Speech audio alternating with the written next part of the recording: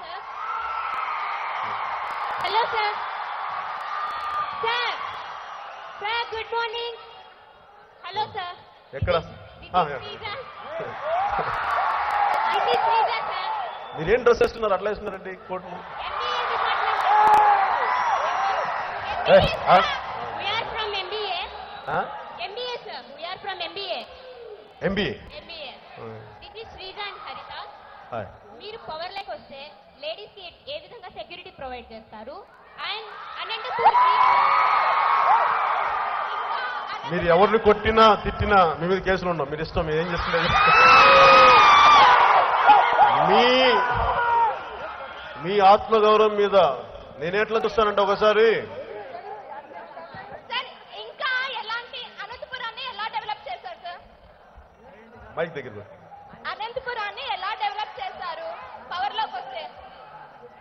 నేను అనంతపురం వస్తే పవర్లోనే వస్తే చేయాలనే ఉంది, పవర్లో లేకుండా కూడా చేయొచ్చు.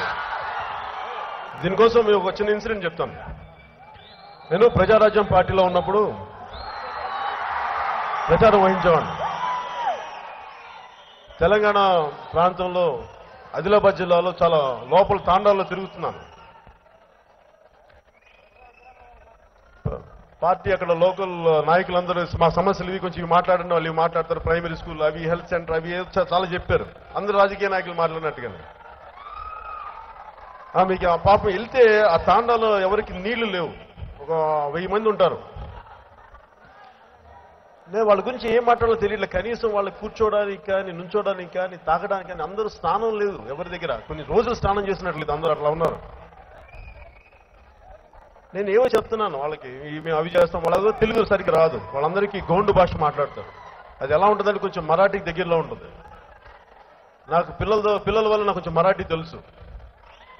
అందులో వాళ్ళు మరాఠీ భాషకు సంబంధించి గోండులో మాట్లాడుతుంటే, గోండు భాషలో మాట్లాడుతుంటే నాకు అర్థమైంది వాళ్ళు ఏమంటే, మీకు అవి ఇస్తాం ఇవి ఇస్తాం, అయితే మనకి అనంతపురం చెప్పినట్టుగా మీకు నిధులు ఇస్తాం, అవి ఇస్తాం, మీకు ఆకాశం నుంచి మొత్తం అన్ని తీసుకొచ్చేస్తామంటే వాళ్ళు ఏమనలేదు నా దగ్గరికి.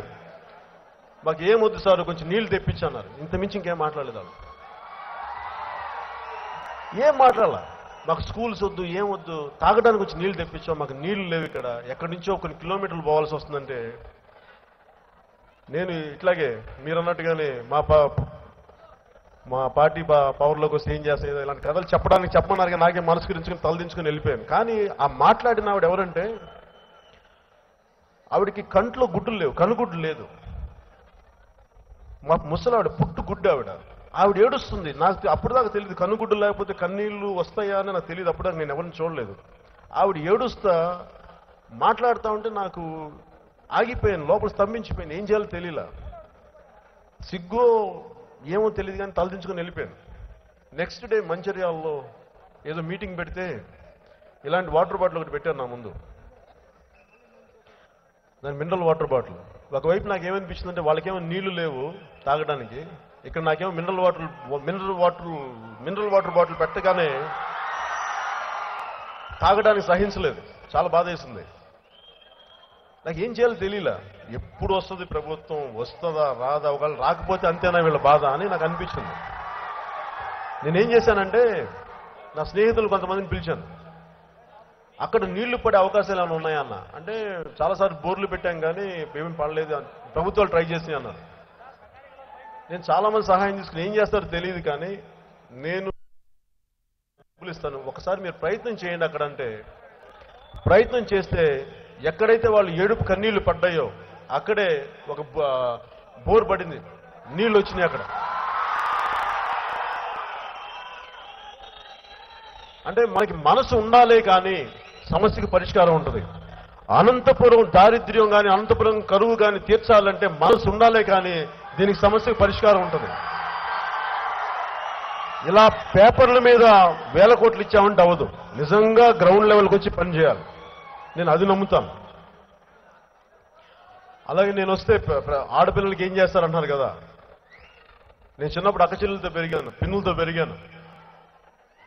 మా అక్కని ఒకటి ఏడిపించడం చూశాను, వాడిని చంపేద్దాం అనుకున్నా, అంత కోపం వచ్చింది నాకు అందుకు బాధ. ఒక ఆడపిల్ల ఇంట్లోంచి బయటికి వెళ్ళిపోతే క్షేమంగా ఎందుకు రాదు, పక్కన ఎవరు లేకపోతే. నేను చూశాను, వెళ్ళి చూస్తే నేను ఎప్పుడు 6వ క్లాస్లో ఒకరిని చంపేద్దాం అనుకున్నాను, మా అక్కని ఏడిపించాడని చెప్పి. పోతే జైలుకి వెళ్ళిపోతే ఇంత ఇలాంటి పిచ్చేది వచ్చింది నాకు. మా నాన్న పోలీస్ డిపార్ట్మెంట్లో ఉన్నా కానీ ఒకడు రౌడీ మా అక్కని లాక్కెళ్తున్నాడు రోడ్డు మీద. మా అక్క ఏడుస్తూ వచ్చింది ఇంటికి, చాలా కోపం వచ్చేసింది నాకు.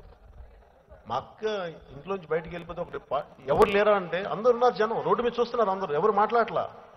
మనుషులకి ధైర్యం దమ్ము అన్ని చచ్చిపోయినాయి మనుషులకి. అంతమంది ఉన్నారు, ఒక్క ఆడపిల్లని ఒక్కడు లాక్కెళ్తుంటే ఒక్కడు కూడా ఆపలా. ఆ రౌడీ గారిని కొట్టాలా, వాజమ్మల్లా కూర్చుని జనాలన్నా నాకు అర్థం కాల. చేతగాని దద్దమ్మలాగానా అంటే అందరూ భయంతో లోపల ఫ్రీజ్ అయిపోయారు, బిగుసుకుపోయారు. మనం అంటే మన మీదకి వస్తారేమో అని చెప్పి. ఏ లేదు, 10 మంది ఒక్కసారి ఏంటి బే అంటే మొత్తం ఆగిపోతారు. అది చేయరు మనుషులు అంతే. మనలో సమిష్టితనాన్ని, మనలో ఐక్యతను చంపేశారు మనుషులు. అందుకనే నేను ఇవ్వగలిగే చట్టాలు అన్నిటికంటే కూడా నేను మీకు మనోధైర్యం ఇవ్వగలను. సమాజంలో ప్రతి ఒక్కళ్ళు ఒకళ్ళ తప్పు జరుగుతున్నప్పుడు ప్రశ్నించే ధైర్యం మీకు ఇవ్వగలను.